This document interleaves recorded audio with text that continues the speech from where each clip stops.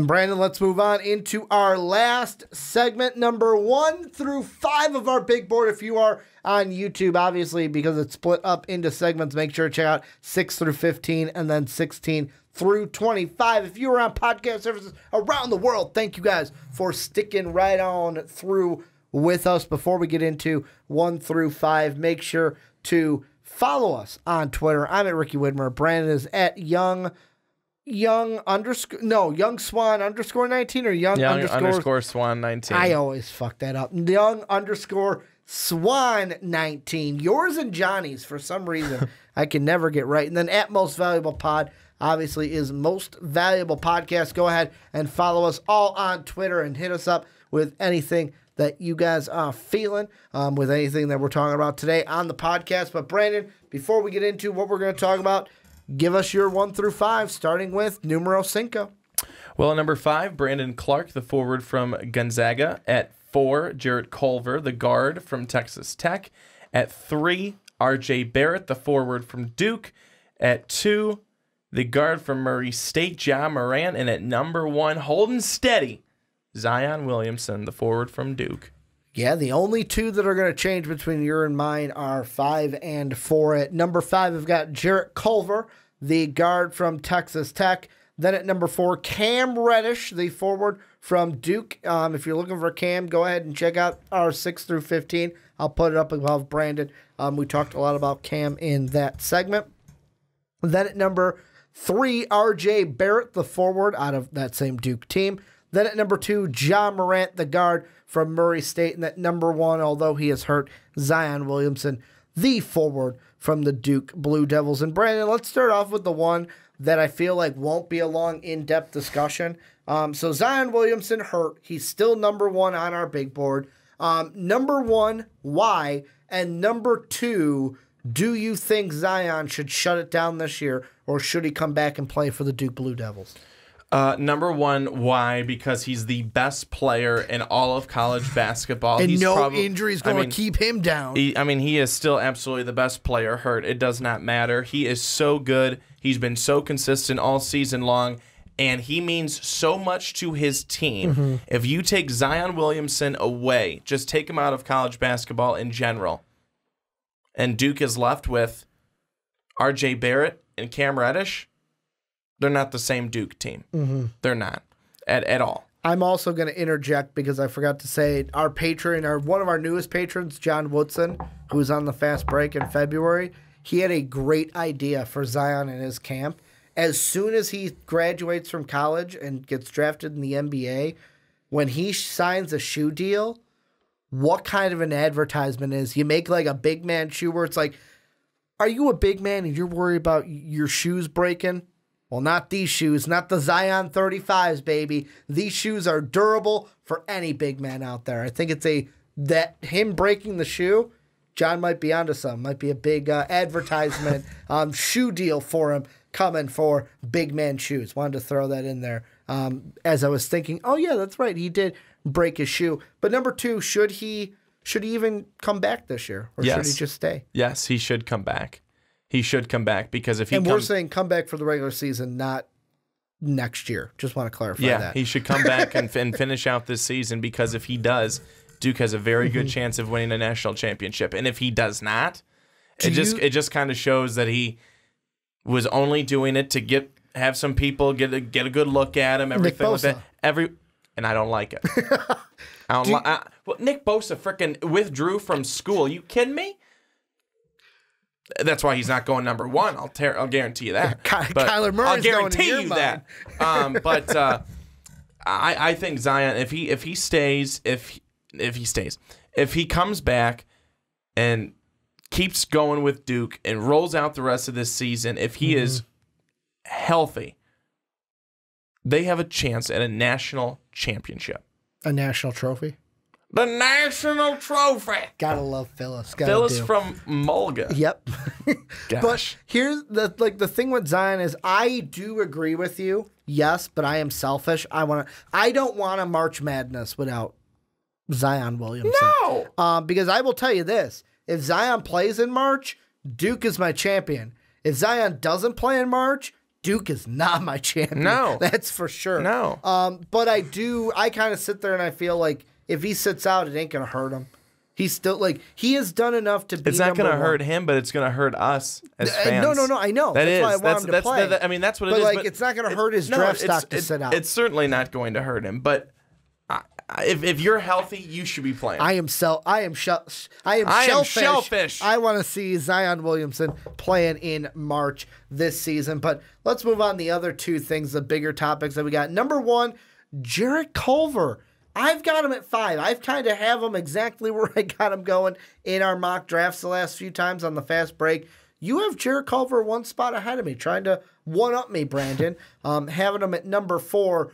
Take me through what makes Jarrett Culver a top 4 prospect in your mind, and what do you like about him? What do you not like about him? Well, I think it's one because he's a pretty good defender. Mm-hmm. He's got a really good defensive rating. He's versatility too while defending. Oh, absolutely he does. When you look at everything else again, in terms of his overall just kind of basketball character and what he's able to bring to the table, he's got what Cam Reddish does not. He has consistency. Mm-hmm. He has consistency throughout the season. He's almost at a shooting clip of 50% from the field. 33% from 3. That's one thing that's a bit of a negative for him, especially as a shooting guard. You'd like to be able to see it be better than 33%. He's right around that 70% for free throws. This is a guy that's just, again, able to get to the hoop and is able to score. I really like what I see from him. Like you said, that versatility. He's very good, and he can score in bunches very quickly against you. Mm-hmm. Those are all the types of things that you want to be able to see from a shooting guard, and he shoots the ball very well. And one of the things I almost wanted to say, and there's only really one game that goes against this, when the stage is the brightest, he shows up. And what I mean by that is, look at December 20th, number 2 Duke's in town. Yes, they lost that game by 11, but he goes 4 of 9 from 3. He has 25 points in that game. And if he didn't have 6 turnovers, then that's probably the only bad blemish on it. Then you have another ranked game against Oklahoma. He has 23 in that game. He didn't have a good 3-point game, but he went 7 of 7 from the line, 13 boards in that game. They ended up winning 66-59. The one that doesn't fit that, number 11 Kansas, where he only had 10 points. That was kind of a stinker. He went 0 of 6 from beyond the arc. But then they played number 12 Kansas on the 23rd of February. He has 26 points, 3 of 8 from beyond the arc, 10 of 21 in that game. And that is something that, along with me, the biggest thing I like about him is his defense. And more importantly, like I threw out, the versatility of it. I feel like he's a guy that, although he's standing 6'5", 195 right now, 6'6", 6'5", 195, he's a guy that could play the 2 guard, but then also guard he could guard 1s, he could guard 2s, he could guard 3s. It doesn't matter. Like, he's not stuck to guarding just one position. He can switch and guard a few different positions in that backcourt, and he does it at a high rate and a good clip. The only thing that I question, the turnovers. Like I said, he had 6 against Duke. The 3-pointer, although he can hit it, and he's shooting he's shooting an okay percentage at 33. I'd like to see that get a little bit better, especially when that 3-point line is going to back up a bit. But he's a guy that, and I'll ask you this question because Dave has asked me this numerous times, and I tell Dave I don't know because we still haven't seen Zaire Smith at the next level. Dave says, is it Jarrett Culver that's that good, or is it just the system that they have at Texas Tech? Because last year, Zaire Smith, he was the guy that we were falling in love with from Texas Tech. Yeah, that's true. I mean, Texas Tech is, as we see a lot of times in football, their system helps offensive players be really good offensive players. Crabtree pulls Fred. and he's been released. But I think he's pulling free, that's for sure. I think, though, that when you look at Jarrett Culver, he's a guy that really can take the game into his own hands. And it's not that he's just a shooter. I know I mentioned all the things from shooting because that's what a shooting guard's going to do. They're going to have to be a strong shooter.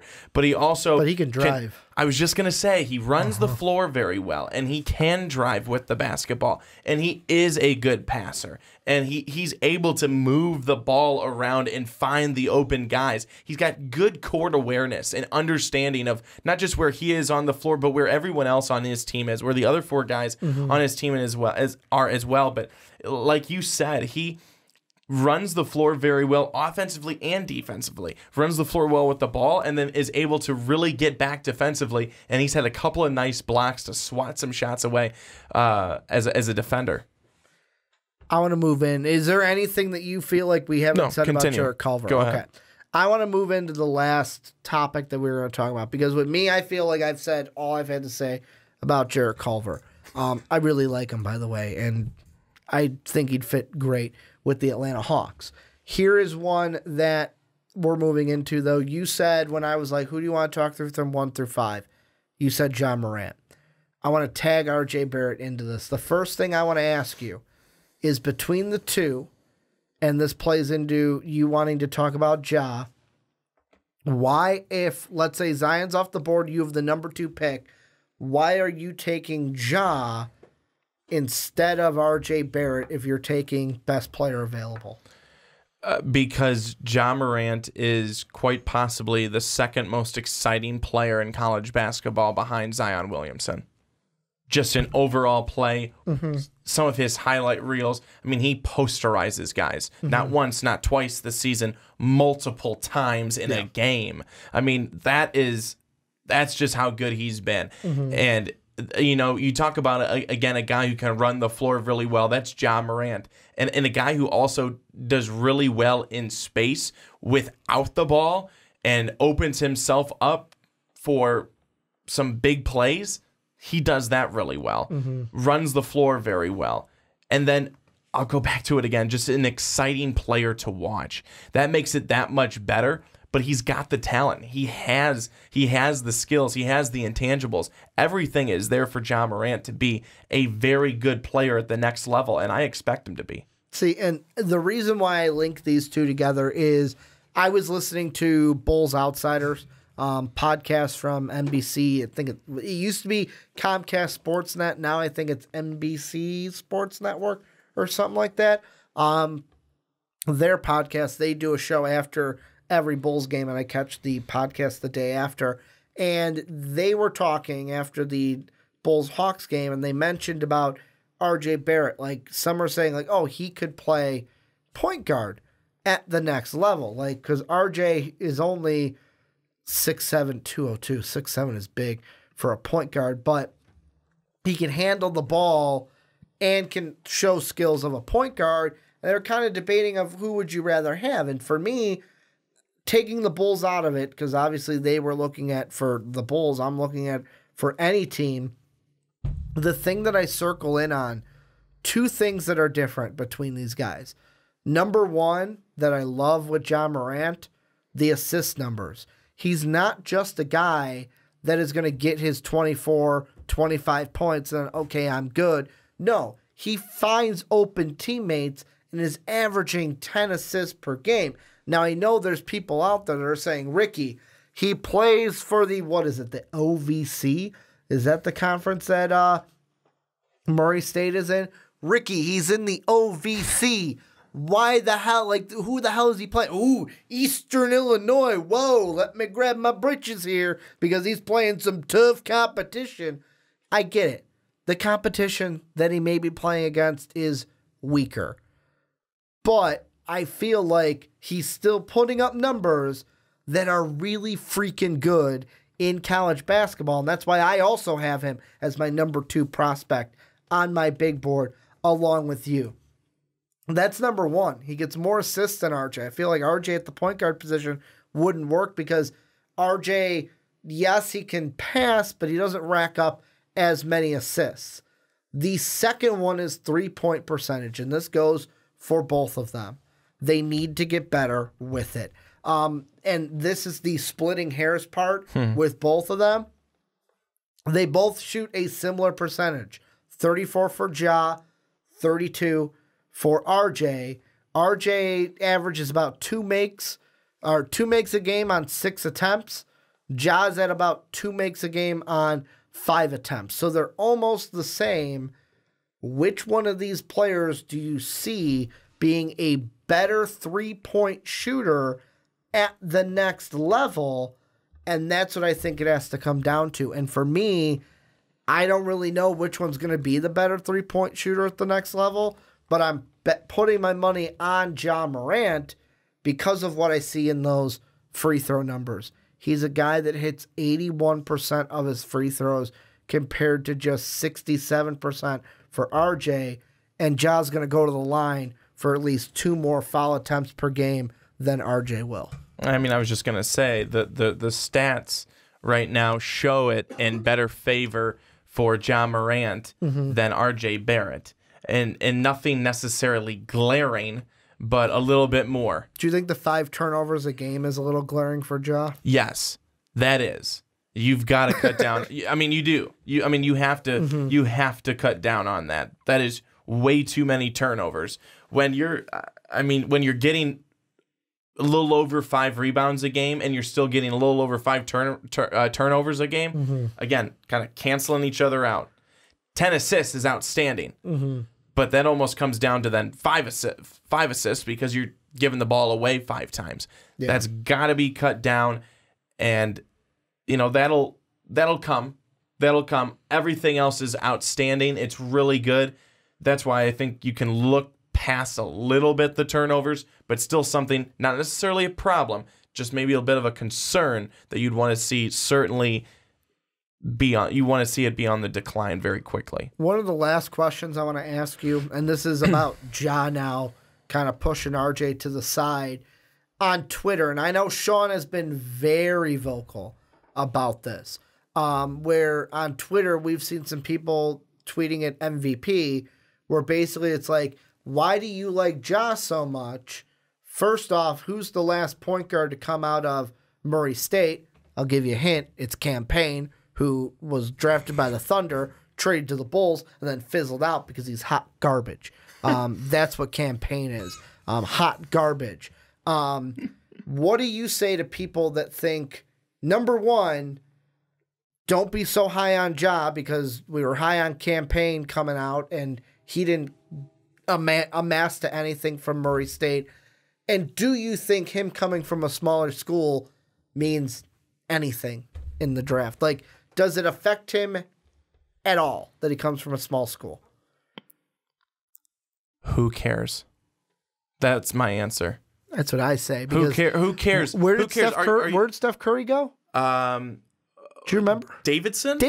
Is Davidson a big school? Man, they throw out big point guards every year, don't they, Ricky? Are they a big school? Don't they? Yeah, they do. Yeah. No. I can't even remember the last person to come out of Davidson. No, you morons.